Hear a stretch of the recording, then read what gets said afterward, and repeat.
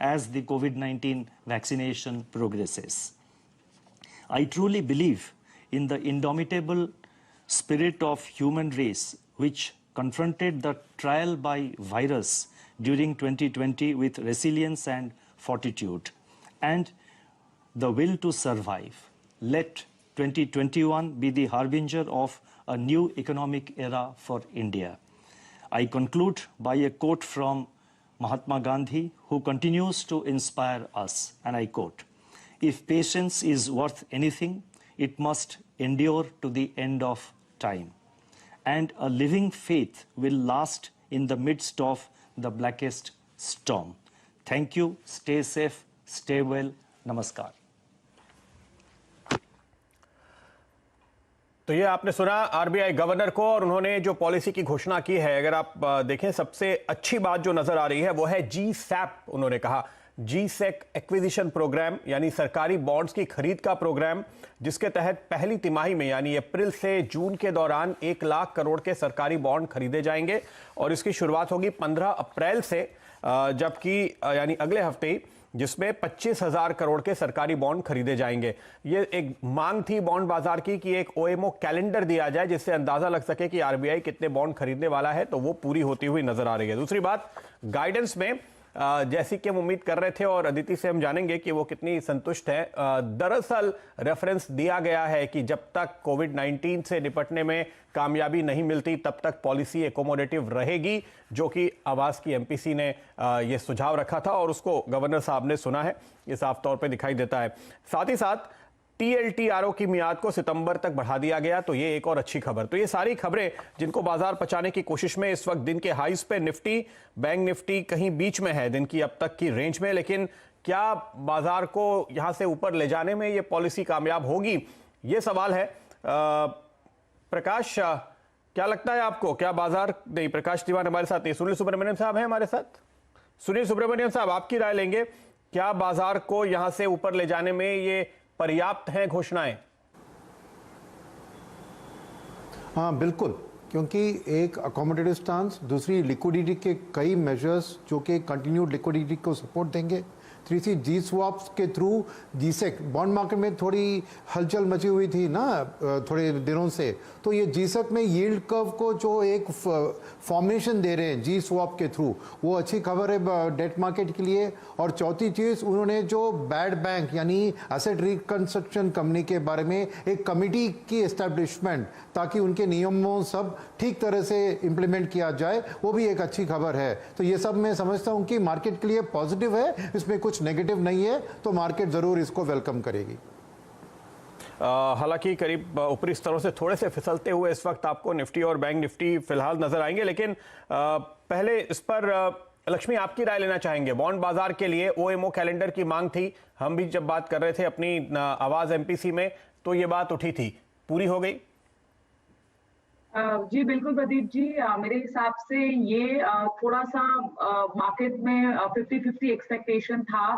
उम्मीद तो पूरी थी आएगी, लेकिन ये पॉलिसी में आएगी कि नहीं वो पता नहीं था। तो जो अनसर्टेनिटी एलिमेंट है वो अब के लिए थोड़ा बैक सीट ले गया है, और ये हमारे हिसाब से बॉन्ड मार्केट्स के लिए काफी पॉजिटिव चीज है। तो बॉन्ड डील्स को हम कुछ नीचे आते हुए देख रहे हैं, मेरे ख्याल से 6.18 के सामने 6.13 की तरफ। क्या है आपका अंदाजा, कहां तक इसका असर पड़ सकता है? तो जी, इन्होंने अभी आप देखो तो सुबह मार्केट खुलते ही 6.17-18 चला गया था, अब 6.11-12 के रेंज में है। अब आते कुछ हफ्तों में आपको दिखाई देगा कि कैसी चॉइस ऑफ सिक्योरिटीज वगैरह आती है ये इनकी GSAP में, और उसके हिसाब से जो बाजार का रुख है हल्का सा फेवरेबल तो टर्न आउट हो ही गया है, और ये नॉन डिसरप्टिव मूवमेंट के लिए बहुत जरूरी था। तो आने वाले कुछ हफ्तों में शायद 6.10 के नीचे भी अगर तेल के दाम और आयना जो अपने रुपया का प्राइस वगैरह ठीक रहा, तो 6.10 के नीचे एक बार यील्ड जा सकता है। 6 के नीचे इमीडिएटली बहुत जोर से तगड़े से सस्टेन करना मुश्किल लग रहा है, बट 6 की तरफ तो बढ़ावा एक बार तो कर सकता है बॉन्ड 10 ईयर यील्ड। तो गवर्नर साहब की बात सुनने के बाद 5 बेसिस पॉइंट 10 साल के बॉन्ड की यील्ड नीचे आई है, ये अच्छी बात है। ये जो OMO कैलेंडर यानी कितनी खरीदारी करेंगे बॉन्ड के, उन्होंने जाहिर किया। ये क्यों जरूरी था? क्योंकि सरकार बड़े पैमाने पे कर्ज लेने वाली है, लेकिन अगर सामने से एक तरफ सरकार ये सिक्योरिटीज या ये बॉन्ड बाजार में बेचेगी और पैसे उठाएगी, लेकिन सामने से आरबीआई इन बॉन्ड को खरीदेगा और 1 लाख करोड़ की खरीदारी इस क्वार्टर में होनी है, ये उन्होंने घोषणा कर दी। तो ये यील्ड को नीचे ला रही है और बाजार के लिए यही सबसे अहम मुद्दा था, सबसे जरूरी बात थी। देखिए अब मैं देख पा रहा हूं शायद पहली बार ये 10 साल का बॉन्ड है जो दिन के दौरान हरे निशान पे अब आता हुआ नजर आ रहा है, जबकि यील्ड आपको अब 6.12 पे आ गई, तो करीब 6 बेसिस पॉइंट के आसपास की कमजोरी यहां पे देखने को मिली, जो अच्छी बात है, जिसकी कोशिश दरअसल आरबीआई कर रहा था। ऐसे में इसका इंपैक्ट हालांकि अभी तक लिमिटेड है निफ्टी या बैंक निफ्टी पे, लेकिन आशीष चतुर्मोता जी कोई ट्रेड आप लेना चाहेंगे क्या इंडेक्स पे?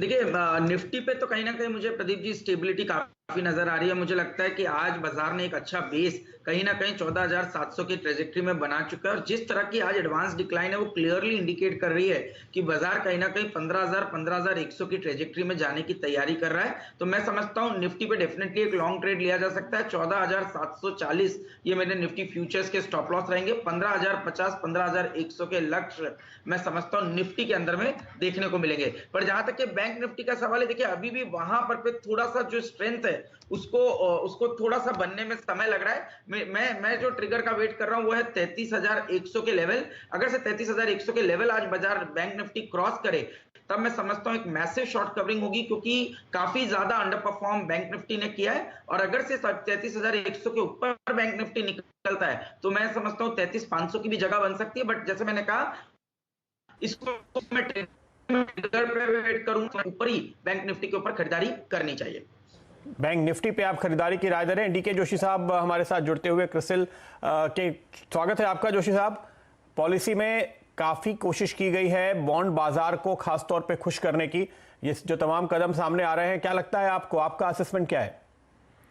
देखिए, क्योंकि इकोनॉमी में वीकनेस सेकेंड वेव के कारण बढ़ी है, तो इसलिए ये आवश्यक हो जाता है कि आरबीआई गाइडेंस दे लिक्विडिटी पे, और इस बार उन्होंने थोड़ा ज़्यादा क्लियर गाइडेंस दी है, तो उसका असर आप जैसे बॉन्ड मार्केट में ऑलरेडी देख रहे हैं। आगे चल के क्या होता है वो कई चीज़ों पे निर्भर करता है। इन्फ्लेशन के मामले में खासकर उन्होंने कहा है कि रिस्क आउटसाइड पे भी है, डाउन साइड पे भी है।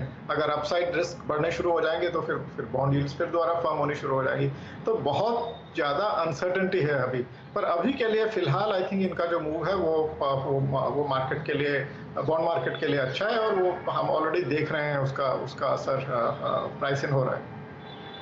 बिल्कुल, लेकिन साथ ही साथ एक जो प्रोजेक्शन आया है महंगाई का, उसमें बढ़ोतरी देखी जा रही है सेकेंड क्वार्टर के लिए, फर्स्ट क्वार्टर के लिए, सेकेंड क्वार्टर के लिए और इवन थर्ड क्वार्टर के लिए भी 5% से बढ़ाकर 5.2 कर दिया गया है, जो अप्रैल से लेकर के सितंबर तक का अनुमान था, और दिसंबर क्वार्टर का 4.3 से बढ़ा के 4.4 हुआ है। हल्की सी बढ़ोतरी यहां पे है।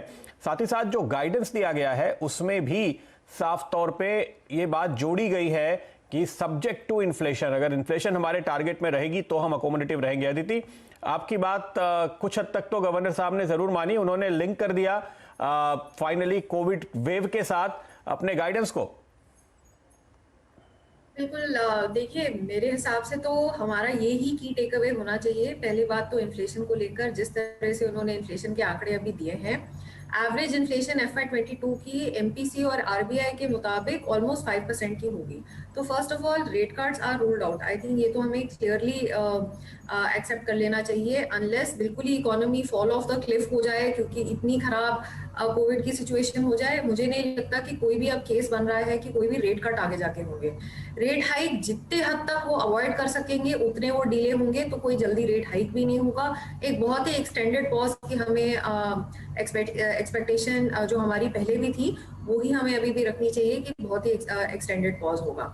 अकोमोडेटिव स्टैंस की बात मुझे एक्चुअली काफी इंटरेस्टिंग लगी कि उन्होंने क्लियरली इवॉल्विंग कोविड सिचुएशन को बेंचमार्क बनाया है, और जब तक ड्यूरेबली ग्रोथ रिवाइव नहीं होती तब तक स्टांस अकोमोडेटिव रहेगी। कोई टाइम पीरियड मेंशन नहीं किया जिस तरह से गवर्नर ने अपनी स्पीच में बोला, तो बहुत ओपन एंडेड है और आई थिंक बहुत ही डेटा डिपेंडेंट आगे जाके रुख रहेगा, बट जल्दी में कोई चेंज नहीं होगा। तो एक बहुत ही कॉशियस व्यू आरबीआई की तरफ से मुझे आगे भी लग रहा है। उन्होंने ग्रोथ का अपना फोकस चेंज नहीं किया। ये हमने 2 दिन पहले बात करी थी कि ग्रोथ का फोकस उनका जब बना था तब बहुत ही फेयर था और उसके बाद तो अनसर्टेनिटी बढ़ी ही है और ये बिल्कुल भी सही टाइम नहीं था कि वो ग्रोथ का अपना फोरकास्ट ऊपर। एक बात जो आप कह रही है ना, एक बात जो आप कह रही हैं कि काफी लंबे समय तक कोई बदलाव नहीं होगा ब्याज दरों में, ऐसा लगता है। लक्ष्मी, कुछ दिन पहले तक जब हम बात करते थे तो ये बातें चल रही थी कि शायद सितंबर के आसपास रिवर्स रेपो रेट बढ़ने शुरू हो जाएंगे।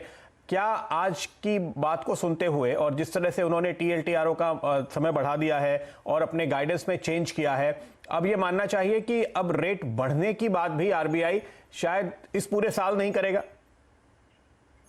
रेट हाइक की तो इमीडिएटली उम्मीद नहीं की जा सकती आज की पॉलिसी के बाद, लेकिन प्रदीप जी एक बात पे गौर फरमाइएगा कि जो उन्होंने BRR जो वेरिएबल रिवर्स रिपो अनाउंस किया था 8 जनवरी को, आज उन्होंने बताया है कि वो लंबी अवधि का BRR अनाउंस करेंगे। इसका मतलब है ये 3 महीना हो सकता है, 6 महीना हो सकता है।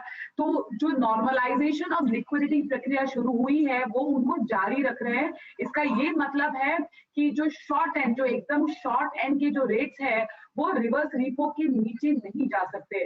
तो ये बहुत ही एक स्ट्रॉन्ग मैसेजिंग उन्होंने दी है मार्केट्स को आज की तारीख में।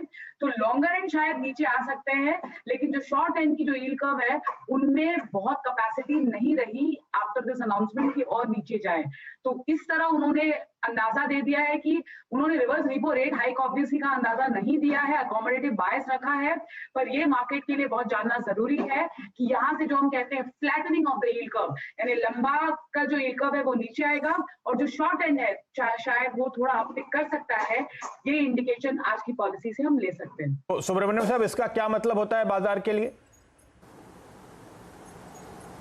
तो बाजार के लिए यही है कि इन्वेस्टमेंट जो भी कर रहे हैं उनको शॉर्ट टर्म में रखना चाहिए, बोरोइंग जो भी कर रहे हैं उनको लॉन्ग टर्म में करना चाहिए। तो फ्लैटनिंग यील्ड कर्व का यही बात होती है। तो क्या है कि लॉन्ग टर्म इंफ्रास्ट्रक्चर प्रोजेक्ट्स के लिए ये अच्छी खबर है, क्योंकि रेट्स सॉफ्ट रहेंगे, जीसेक के यील्ड भी सॉफ्ट रहेंगे लॉन्ग टर्म में, तो कॉर्पोरेट बॉन्ड के यील्ड भी स्टडी रहेंगे। तो अच्छा है बोरिंग इंफ्रास्ट्रक्चर डेवलपमेंट के लिए, फाइनेंसिंग के लिए। At the same time short term में आप देखिए बिलो रिपो रेट जो भी इन्वेस्टमेंट हो रहा था, तो शॉर्ट टर्म में यील्ड सफर हो रहे थे, वो भी अभी जैसे लक्ष्मी ने बताया एक फ्लोर रेट हो जाएगा रिवर्स रिपो, तो वो एक इन्वेस्टमेंट के लिए शॉर्ट टर्म के लिए अच्छी बात है।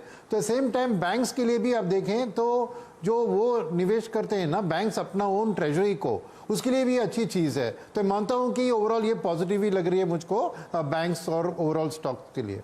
लेकिन आप देखिए एक्सिस बैंक फिसलता हुआ दिख रहा है, कोटक महिंद्रा बैंक मुझे फिसलता हुआ दिख रहा है, इवन ICICI बैंक और HDFC बैंक भी फिसलते हुए नजर आ रहे हैं।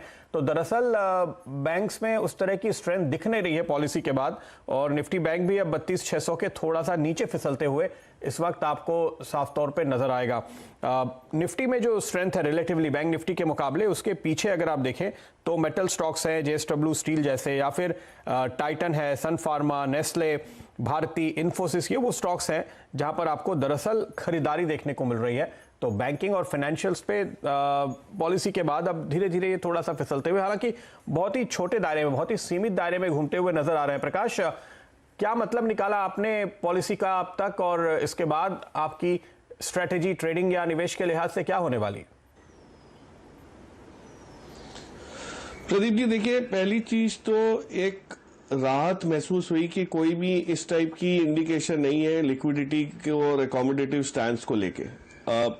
शक्तिकांता दास जी ने इनफैक्ट ये निसंदेह और बहुत आश्वासन के साथ ये समझाया कि अकोमोडेटिव स्टैंड रहेगा एज लॉन्ग एज इन्फ्लेशन का जो उनकी टॉलरेंस जोन में रहता है।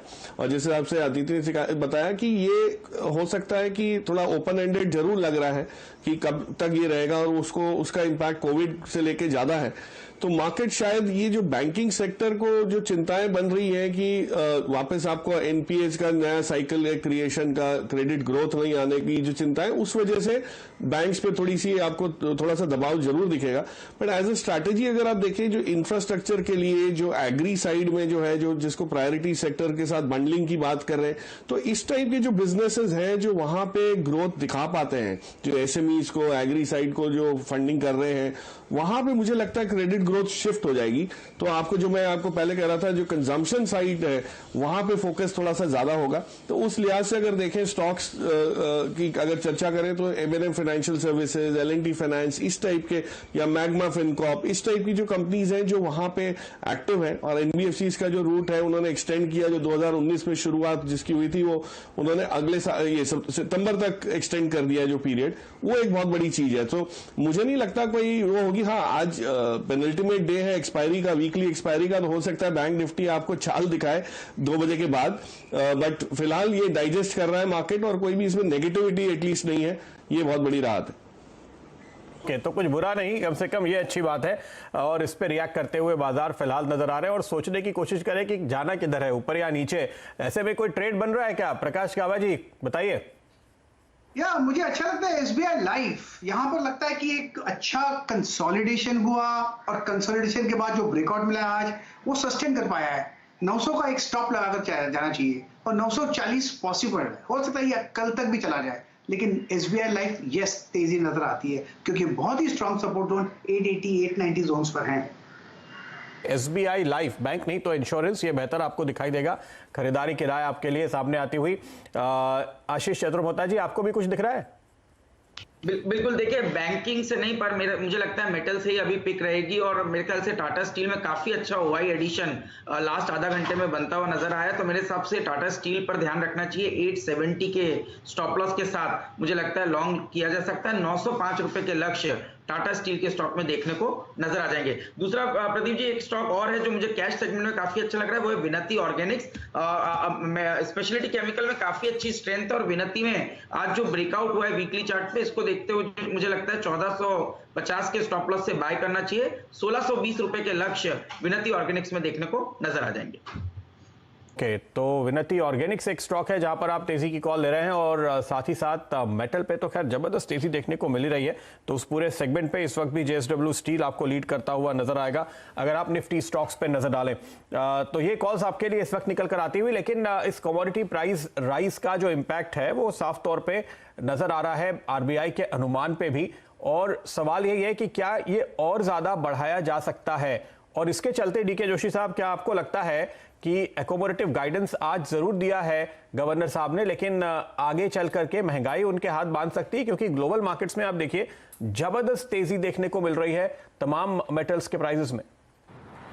नहीं, आपकी बात बिल्कुल ठीक है। तो ये जो अब मौजूदा हालात है उसके हिसाब से उन्होंने पॉलिसी रिएक्शन दिया है। अगर हालात चेंज होते हैं तो पॉलिसी भी एडजस्ट करनी पड़ेगी। फिलहाल हमारा भी ये मानना है कि इन्फ्लेशन करीब एवरेज इन्फ्लेशन 21-22 के लिए 5% पे रहेगी, जो कि एक उनके टॉलरेंस जोन में है।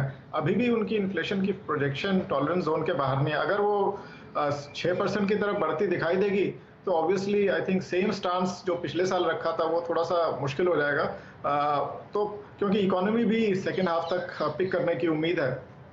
तो मेरा तो ये बेसिकली जैसा कि अभी आदित्य ने भी बताया था, ये डेटा ड्रिवन पॉलिसी है और इसमें बहुत ज़्यादा अनसर्टेनिटी है। अगर आप पिछले साल का फ्लैशबैक देखें तो कितनी बारी ग्रोथ और इन्फ्लेशन फोरकास्ट चेंज करनी पड़ी थी सारे मार्केट एनालिस्ट को। तो ये अभी सेकेंड वेव ने फिर उस तरह की अनसर्टेनिटी इंजेक्ट कर दी है, जो कि फर्स्ट वेव जितनी ज़्यादा हार्मफुल नहीं होगी ये तो सभी को पता है, पर फिर भी चीजें आगे को अभी क्लियर नहीं है, हेजी एनवायरनमेंट है। तो जिस तरह से इवॉल्व होगा, हमारा ये मानना है कि इकोनॉमी 11% पे ग्रो करेगी और 5% इन्फ्लेशन रहेगा। अगर ये सिचुएशन प्ले आउट करती है तो इसमें आरबीआई एकोमोडेटिव रह सकता है। और आरबीआई की फोरकास्ट, इसमें आपने सेकंड वेव को डिस्काउंट कर रखा है, ये जो दोनों ग्रोथ और इन्फ्लेशन के टारगेट हैं? हाँ जी, वो इसलिए कर रखा है क्योंकि हम ग्रोथ में जो मोमेंटम है वो हमारी एक्सपेक्टेशन से ज्यादा तेजी से बढ़ा था, पर सेकंड वेव भी चालू हो गई थी धीरे धीरे। तो इसलिए हमने उसको हमने इंतजार किया और अभी अपवर्ड रिवीजन की आवश्यकता नहीं है जो जिस तरह से कोविड-19 फैल रहा है। चर्चा को पूरा करने का वक्त आ चुका है। 12 बजे गवर्नर साहब फिर से प्रेस कॉन्फ्रेंस में जुड़ेंगे।